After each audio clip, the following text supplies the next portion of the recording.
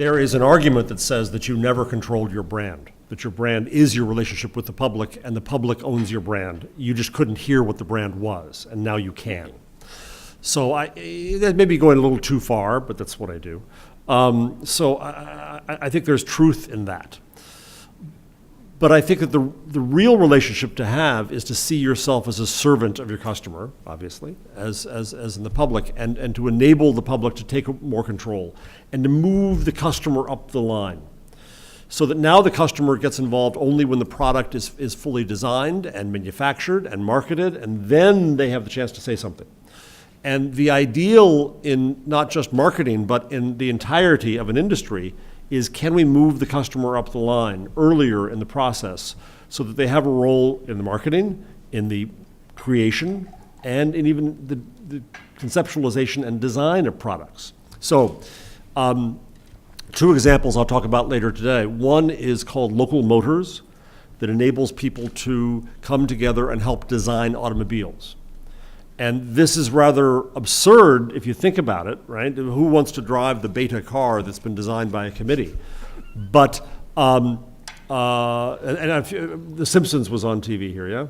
So Homer Simpson designed the Homer at one point, which was a disaster, and it bankrupted his cousin's car company.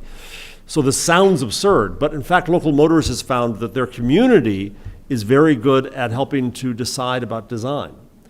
There's another company in the US called Quirky. I don't know if you've heard of that. Quirky is fascinating because it enables inventors to send in ideas, and then it makes the ideas if they are passed along.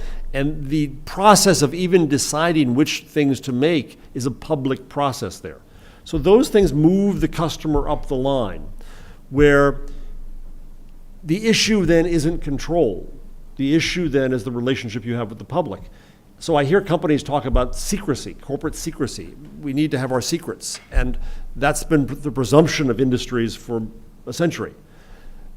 And now they say, well, what happens if my competitors hear my ideas? What happens if the public hears my ideas before we do it? Or what happens if the ideas aren't mine, they're the public's?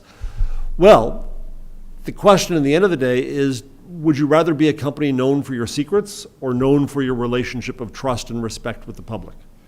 And I would argue that where we head necessarily now is the latter, where you have to have a relationship of trust and respect. So you get into, I like that this industry, I don't know how long this has been the case, this industry here in Germany is called dialogue marketing. Yeah? We call it direct marketing in the US, as you know, which direct marketing implicates that I'm just going to send you a message and you will take it. Dialogue marketing at least presumes there is some back and forth and some conversation, which makes it compatible with social media, which makes it compatible with this idea of finding new ways to listen to customers. So the people who are here as marketers have the opportunity to be that connection with the public, to listen to the public in new ways, to get the ideas from the public. That will strengthen the brand in the long run. And so when you hand over control of the brand to the public, when you give them that trust and respect, you get more back in return than just control. And so the hard thing is to get past this idea of defining ourselves by our old industrial assumptions and to see the new opportunities. So if you think you are only in one business, one old business, yes, that's going to be a problem.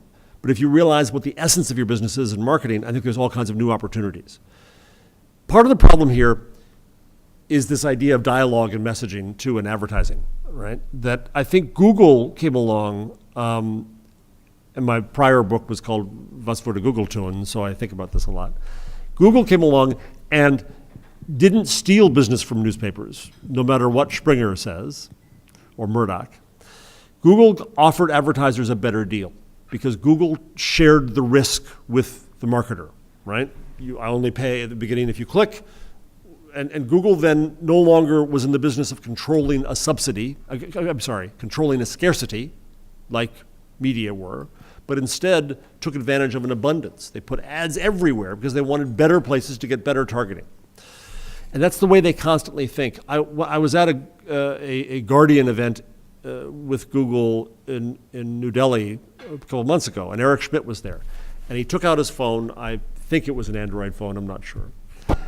And the presumption in my business is that we go from, and Dr. Borda said this once, damn digital pennies. Yeah? We go from print dollars to web dimes to mobile pennies.